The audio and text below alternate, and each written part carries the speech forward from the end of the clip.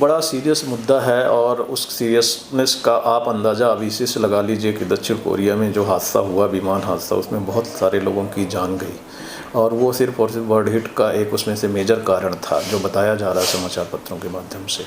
तो bird hit का हमने भी कांगड़ा एयरपोर्ट में, चूँकि आसपास इतना फ्लोरा एंड फ्यूना या कहें पेड़ पौधे हैं, नदी है, नाले हैं, इन सब की वजह से यहाँ पे बर्ड्स वैसे ही ज़्यादा होती हैं। और अगर यहाँ आसपास कोई कचरा हो या इस तरीके की कोई चीज़ें जो बर्ड्स को अट्रैक्ट कर पाएँ तो उससे बर्ड्स और ज़्यादा अट्रैक्ट होती हैं। इस पे हमने सेंट्रल यूनिवर्सिटी के माध्यम से रिसर्च भी करवाई है, वाइल्ड स्टडी भी करवाई है कि किस तरीके के पक्षी आते हैं, उन्हें दूर करने के क्या उपाय। एयरपोर्ट अथॉरिटी इस बारे में बड़ी सीरियस है और हमने कई कदम उठाए हैं। जैसे हमने ड्रोन गन्स इंस्टॉल की है कि जब भी लैंडिंग होती है तो हमारे पास आवाज़ करने के उपकरण हैं जो आवाज़ किए जाते हैं जिससे पक्षी जो हैं आसपास से उड़ के भाग जाएं। दूसरा, हमारे पास नियमित तौर पर बर्ड चेजर बोलते हैं जो पक्षियों को भगाने के लिए मैन पावर भी हमने लगाई हुई है, जो अपनी आँखों से देखते रहते हैं और पक्षी अगर कहीं नज़र आते हैं तो उन्हें भगाते हैं। या कोई वाइल्ड लाइफ, कोई इस तरीके का कोई जानवर दिख जाए, हालांकि ऐसा कोई इंसिडेंस नहीं हुआ है, फिर भी इस तरीके से हमने अपनी सावधानी के लिए इस तरीके की चीज़ें रखी हैं। अब रही बात, क्योंकि अब बाउंड्री हमारी लिमिटेड है और ये बर्ड हिट हमारी बाउंड्री के बाहर भी हो सकते हैं, क्यों, तो निश्चित तौर पर जो प्रशासन का सहयोग बहुत ज़रूरी है।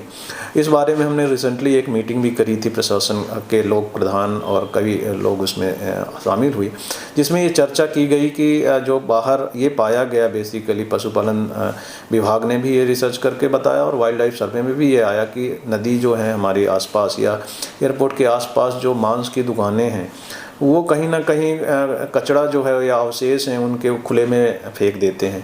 कुछ ये भी पाया गया कि रोड किनारे भी कई जगह कचरा इकट्ठा हो जाता है कई बार।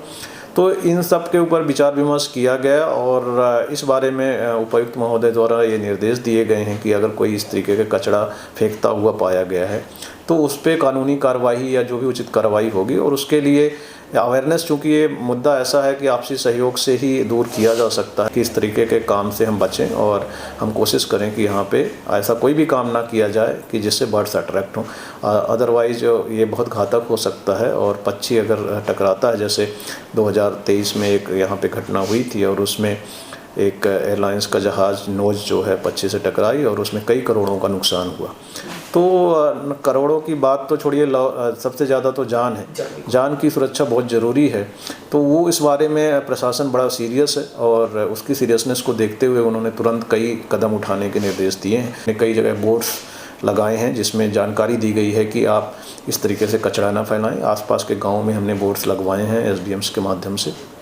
ये एनओसी लेना बड़ा अनिवार्य है। 20 किलोमीटर के दायरे में अगर कोई भी मकान या टावर खड़ा कर रहा है तो उसे एयरपोर्ट से एनओसी लेना अनिवार्य है, अथवा कभी भी उन्हें नोटिस जारी कर उसे उसकी ऊंचाई घटाने के निर्देश दिए जा सकते हैं। इस बारे में भी जानकारी दी जा रही है, बोर्ड्स के माध्यम से भी जानकारी दी जा रही है।